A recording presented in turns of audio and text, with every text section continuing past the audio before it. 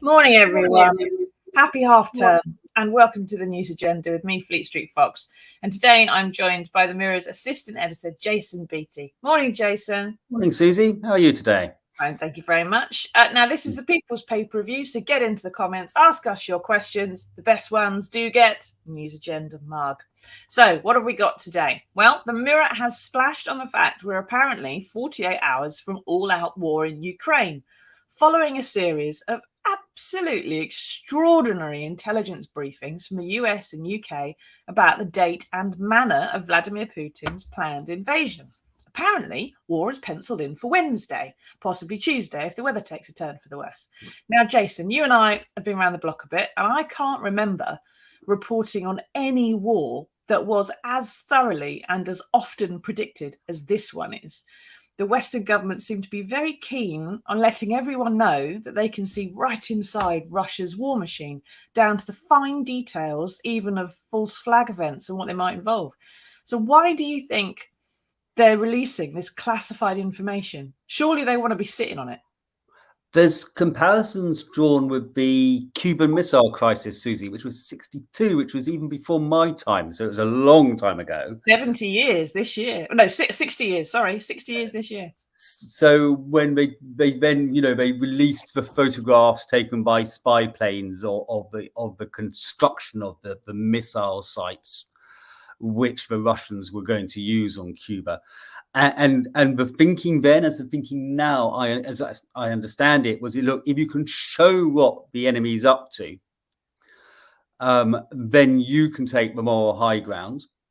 And they're the ones who suddenly go on the defensive. Now, what's interesting in this is I was reading today that one of the problems we've had with Russia over the last kind of 10, 15 years is they're masters of spreading disinformation. We know this because of the way they've involved themselves in the US election in 2016, that we know that there's been interference or attempted interference in other democratic elections, not just America, but they've raised concerns about what they've done in Germany, for instance.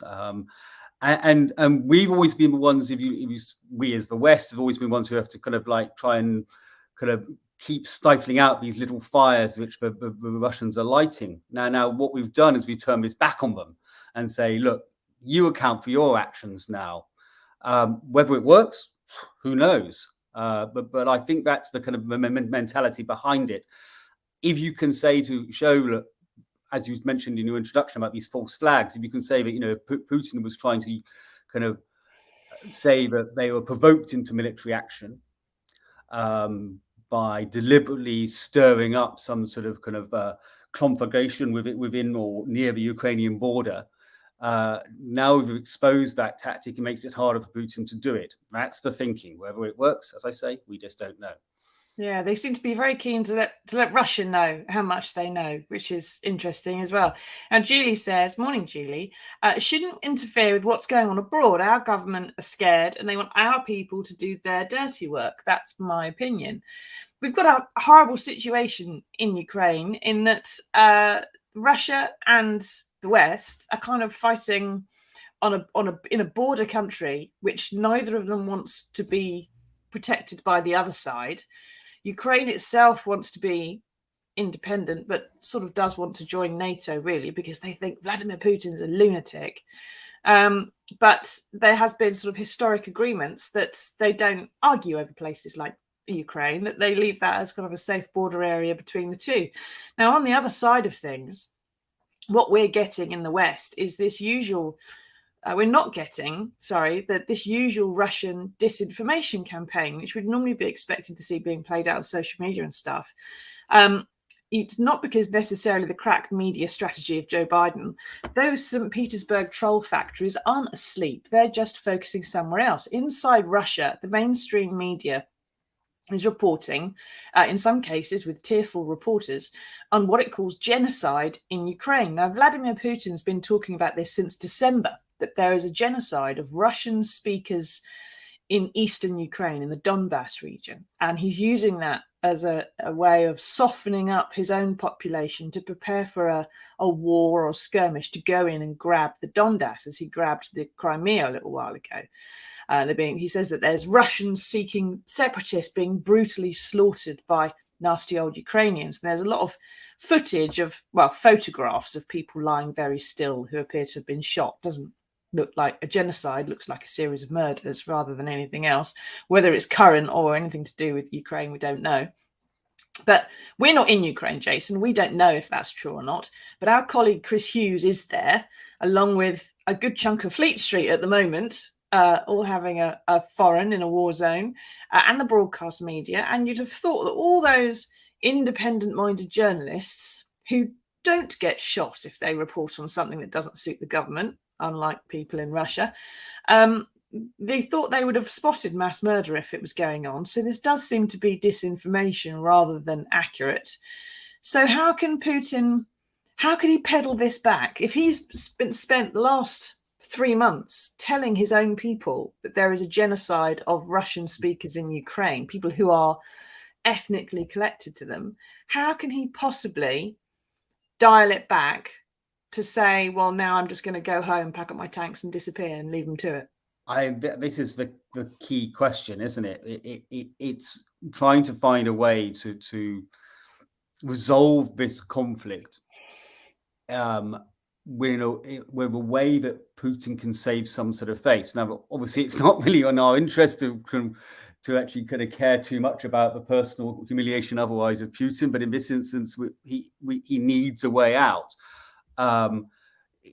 Such as his leadership, the way that he uses the prospect of foreign aggression, that he dangles this idea of a greater Russia and the security, primarily to distract from the economic problems back home.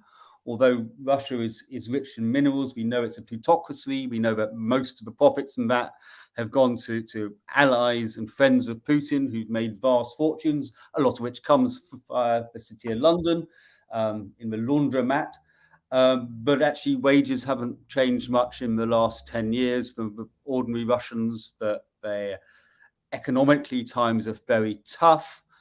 And this is classic bread and circuses. You know, if you can, you're in Putin's situation, the best way to distract from those economic problems to shore up a position, because, you know, he can't offer them democracy. He's clamped down on almost every single civil rights going. There's no free media over there. There's political opponents get conveniently bumped off at home and abroad. Yep. There's limited opposition because of that. So he can't give them the gift of greater freedom and liberation. And he's, economically they're struggling. So what's he got to give them? He's got to give them war, or some sort of kind of aggrandizement. So the way, as you said right at the beginning, is how do we find our way out of this? How do we find a way that he can kind of claim he's stood up for Russia and done the motherland proud, without getting to the stage of conflict? Exactly. That's the catch. That's the $64,000 question. Now, Matt says, wonder what the West are really trying to hide in Ukraine. Matt, we weren't doing anything in Ukraine until Russia started building their troops up in December. So it's difficult to know what we're supposed to have been hiding there, because we didn't start sending anybody until after that period. Billy says, more propaganda from the West and the TV news channels and papers. Putin would have invaded weeks ago. Warmongers should apologise to the world for causing panic. It's difficult to know without being able to check on whether these accounts are genuine or not, whether it's comrade from Moscow talking to us. Alan says, Russian people have the right to defend themselves against the West. Yes, all these things are true, and they can come from people who are completely genuine. So please don't take offence if I've just called you a troll. I haven't intentionally done so. I just don't know if you are or not. But there is a lot of warmongering, a lot of talk going on, which does worry people, because we haven't had that kind of rhetoric for quite a while, and it's never really bodes well. But what the West is doing, it would seem, is about to give Russia what it wants. So this whole tension revolves around whether Ukraine is going to join NATO, the alliance of Western countries, security alliance, which Russia doesn't want because it sees it as sort of a sphere of influence, kind of nation building almost. But Ukraine has previously said it wants to join NATO, partly because they think Putin's an absolute lunatic and he's on their doorstep. Now, arguably, they've got good reason for that. But this morning, Jason, we're hearing from the Ukrainian ambassador to London that Ukraine may offer a confirmation to Russia that it's not going to join NATO. He's a chap called Vadim Pristaiko, I believe. I'm so glad you pronounced that. Pristaiko, who knows?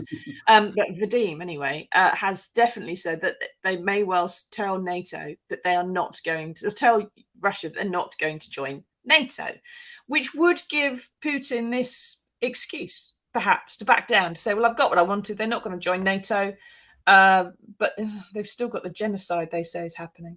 Yeah, I mean, there's some confusion about whether that's exactly what Vadim Pristaiko is. That's the official line from Ukrainian government or not. But yes, the two obvious ways to try and de-escalate this are for Ukraine, which as a sovereign country has a perfect right, if it wishes to look towards to the West, if it looks towards to kind of the EU and NATO as its security, that's its right as a sovereign country.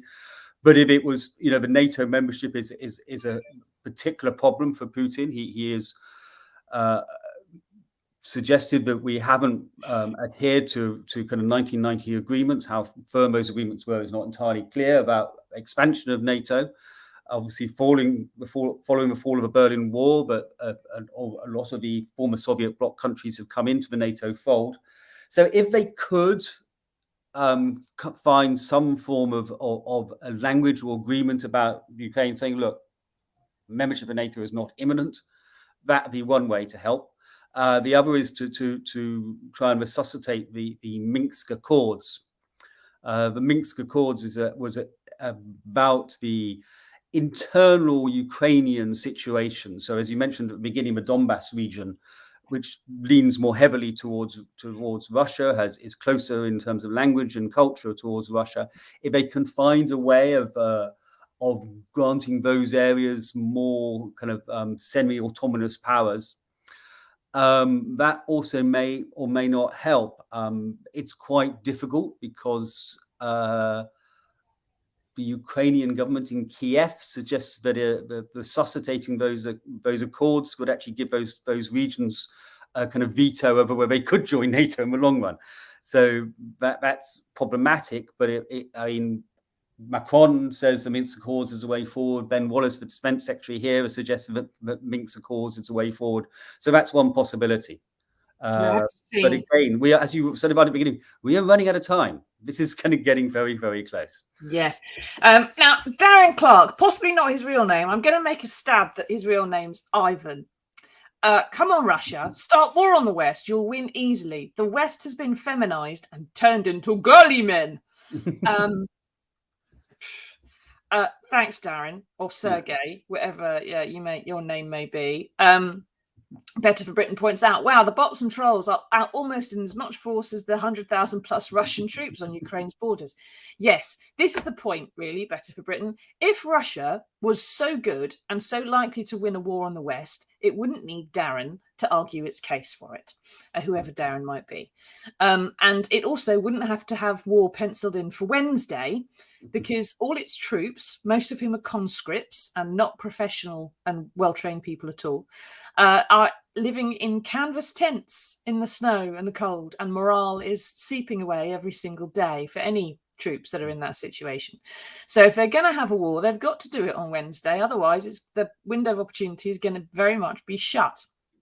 And it looks like the West can see literally into Vladimir Putin's diary, his desk diary. So probably not the best thing for Vladimir Putin to start doing whatever he's got written down on his desk right now, because it's going to be well spotted.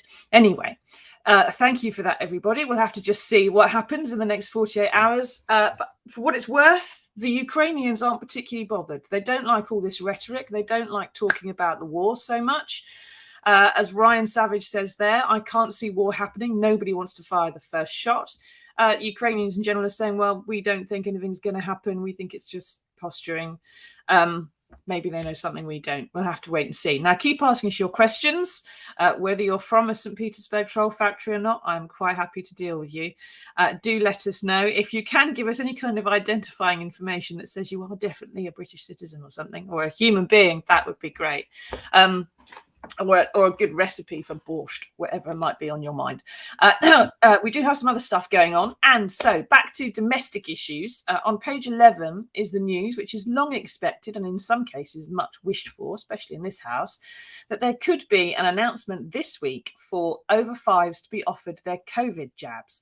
Now, they're already being given to over fives with vulnerabilities, but it's thought the JCVI has approved the vaccination rollout for healthier children as well, to protect their schooling from interruption, which, of course, as well as cutting the spread of COVID to vulnerable adults. Now, it also seems to be the case, Jason, that some families' holidays have been ruined because other countries have been vaccinating their under 12s and would like visiting under 12s to be vaccinated too, and they don't let everybody in. But not everyone's going to be happy about this, are they? We're really going for it today, aren't we, Susie? We've stirred the hornets rest of the Russian trolls, and now we're going to get the anti-vaxxers on as well, just to add to the whole joy of taking part in a Facebook Live with you. Here they come. So, under five. I'm sorry. Children aged 5 and over have been vaccinated in quite a lot of countries. It's happening in America, and as you say. Until last Friday, Spain was refusing to allow children in under 12 unless they were being vaccinated. They did a last-minute change of mind when it's always interesting, and they realised that half term was coming up and they were going to lose out to other countries. So, I mean, it makes. I mean, there's no risk in beyond the risk of any other vaccine. It makes sense. There is another question, and that's whether they're rushing this out. Because they're going to lift all the restrictions, which seems to be a decision Boris Johnson's taken unilaterally, and they are worried. We know that that schools can be hotbeds for COVID, and they can pass it on to parents and grandparents, etc., etc. So rather bizarrely, the story of the paper, it says we learned about this from the Cayman Islands because they've been sent information from the Department of Health or UK-owned Cayman Islands that they're going to start vaccinating the over fives, and obviously that's how we learned about the rollout. Yet again, we're not getting masses of information from government on this. No. Now, it does seem that the Joint Committee on Vaccination and Immunisation, at the start of the vaccination rollout, they said that it shouldn't go to under 12s because there wasn't enough data and that there was probably not very much risk of them, for them being at risk of the disease itself. But since then, of course, lots of other countries, as you said, Jason, have had the vaccination for their under 12s. The risks and the data are much better known. And of course, we've had lots of talk in the last 2 years about the effect on children's schooling of isolation and other problems, and not being at school when they should be at school. And so partly it seems the argument is that the JCVI will say that, well, this is protecting kids' education and the risk of them not having their education because of repeated. So I'm trying to sit out of the sun from my blinds. It doesn't matter where I go. I've got to be all over here, all over there.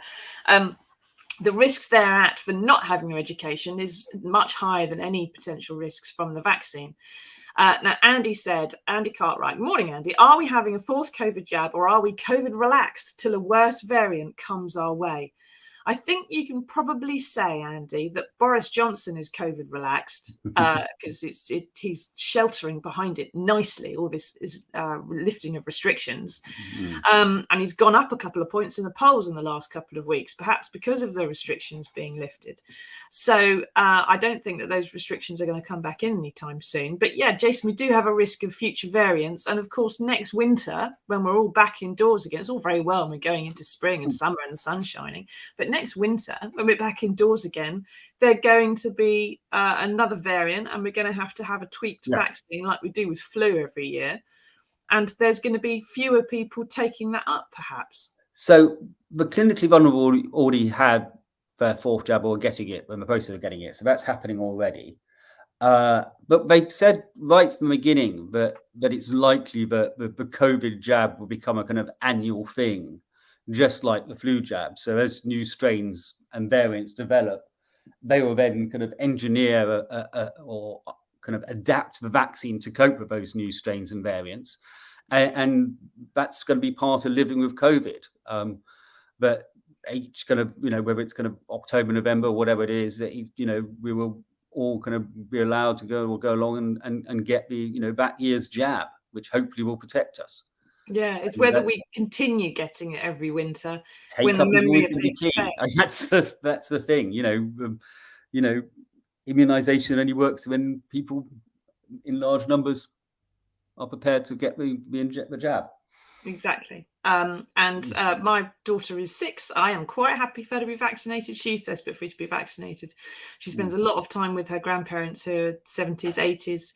And although they've been vaccinated, their immune system's obviously more prone to still getting the virus. And I would prefer it if she was vaccinated so that they didn't get it from her, perhaps. Now, there is some good news. We're going to get to that just now. But first off, if you've got any questions, what do you think about the vaccine for the over 5s? Are you happy to have it for your children? Have you got concerns about it? Are you Piers Corbyn? Is it going to blow your tiny mind?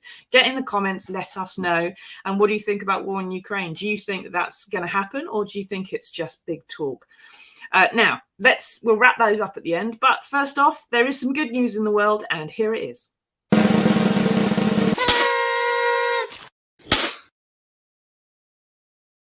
Now, if I told you that an energy firm had paid someone, wait for it, 2,324,252,080,110 pounds, you'd probably roll your eyes and say, fat cat, it's disgusting. More bonuses, I suppose. But you'd be wrong, dear viewer. That's the amount the Northern Power Grid made out a cheque for to 74 separate households in Hebden Bridge after they'd been without power for days and weeks after Storm Arwen back in November. Now, it's obviously a cock-up, but Jason, is this proof that when it comes to maths, the energy firms really can't be trusted to do their own sums, and perhaps someone else ought to be doing this for them? I'm really disappointed they're not be able to cash this. I'd quite like to go along to the bank and say, look, and the person, the cashier would say, 10s or 20s? As it comes, it's fine. Yes, I hope they all get a bonus for being honest and saying, I think you sent me the wrong check, because they deserve that anyway. They obviously deserve a check for having their power off for so long. It does remind me of a letter I got from my bank when I was a student. And the letter went, "Dear Mr. Beattie, we noticed that your £999.99 overdrawn. Would you care to tell us whether this is your problem or mine? Ours. That's how I feel about my mortgage. Yeah. Sometimes my mother says to me, but it's interest only. How are you going to pay it back or whatever? And I said, you know what? It's so much money. It's technically the World Bank's problem, not mine. And I try not to worry about it too much.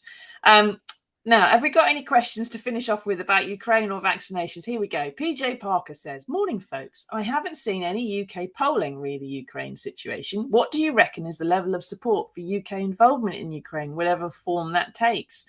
I haven't seen any polling either. Really good question. It is a very good question. Sorry, Susie. As far as I'm aware, there isn't any. They keep saying there will be no UK involvement. We're just supplying them with arms and training. And if it gets sticky, we'll be pulling our lads out pretty quick. Jason, have you seen any polling on Ukraine? I haven't. And this is the judgment which the kind of the Western nations are wrestling with, is because, if Russia does invade and we just go, right, there's a few more sanctions, that's a very bad thing to have done, but we don't respond beyond the most limited ways. That's going to be interesting how that plays out. I mean, will that look weak? Will it look, will people be grateful that we didn't get dragged into a conflict? Could we end up getting dragged into a conflict? If we do get dragged into a conflict, that could become very messy. And if it's prolonged, then it's kind of, you can see that people will be weary and they'll question why didn't they do enough to avert it in the first place. But also there's a backlash you could get that, if we fail to take a tough stance against Putin, people will go, why weren't the West kind of working together more in harmony? Why have you been so weak? And so, I mean, this is, there will be some form of domestic backlash from this regardless. Yeah. It may be several thousand miles away, but that doesn't, these things can come home very, very quickly. Yeah. So there's nothing in it for Russia's interest to invade. They're not going to gain anything. They're spending billions as it is. They don't have those billions spare. Yeah. And there's everything to gain from the West because our military are a lot bigger and stronger than Russia's, although we don't have the same people on Facebook, of course. Who knows who'll win what war and how important it is. Probably people's opinion is slightly more important. We'll have to wait and see, won't we? Thank you for joining us, Jason. Thank you, everybody, for tuning in, even those who were in St. Petersburg. Welcome. Come back again on Wednesday for another edition of the News Agenda when we'll see if it is actually war day or not. Bye-bye, everybody.